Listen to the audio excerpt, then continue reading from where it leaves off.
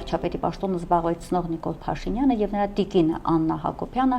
կրթությունը նորաձև է։ Նախ հետաքրքիր է ինձ համար ձեր բնութագրումը նորաձև է կրթությունը, այս ձևակերպումը դա նորմալ է։ Այսինքն միջև այդ հնաձև էր, այսինքն միջև այդ մոդայից դուրս էր այսպես ասած, հիմա նոր հասկացաք, որ նորաձև է։ Կրթության մոդան ո՞րն է։ Պարտադիր կարող է լինել կրթությունը, բայց մոդան ո՞րն է։ Ես ուզում եմ հասկանալ, դուք հետևում եք այդ ծրագրին, իրենք ինչ են քարոզում։ Հիմարություններին չեմ հետևում։ Հասկանում եք։ Պետք է հասկանանք ինչ է քարոզվում դրա տակ։ Բնականաբար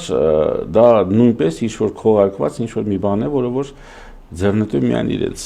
իրենց գաղափարախոսությանը, իրենց վարած քաղաքականությանը, իրենց վարած ծիրին, բնականաբար ինչ որ մի բան ինչ որ թաքույց կերպով կա այնտեղ։ Բայց դե ինչ հետո մանիպուլացվում է ժողովրդին։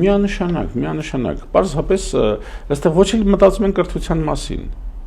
Ինչքան գիտեմ մատենադարան չէ մտել։ Այո, մտան նաև մատենադարան եւ գիտնականների ուսանների մոտ ուսում ես, ուզում սովորացնես։ Մեր ամբողջ Հայաստանի ամենագիտական կաճառն է, տաճարն է, այնտեղ հավաքված են ամենադեմքերը, որոնք որ դարերի կրթություն իրենց միջով անցկացնում, անալիզում, մատուցում են քեզ, ու դու փորձում ես ինչ-որ մի հատ։ Ես համարում եմ դա անիմաստ, ոնց որ գնաս, չգիտեմ, առաքյալներին քրիստոնեություն սովորացնես։ Ուղղակի մենք պետք է հասկանանք դրա նպատակը որն է, մոլորեցնել սեփական քարոզը կաթացնել մարդկանց ուղեղներում, չէ՞, վերջերս ասում էիր նաև հայրենասիրության մոդելը պիտի փոխվի, Մասիսարը հայկական չէ,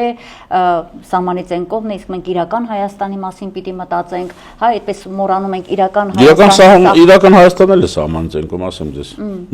Բայց Փաշինյանի քարոզած իրական Հայաստանը բոլորովին այլ իրական Հայաստան է, որտեղ ասենք Մարալիկն է արևմտյան Հայաստանը։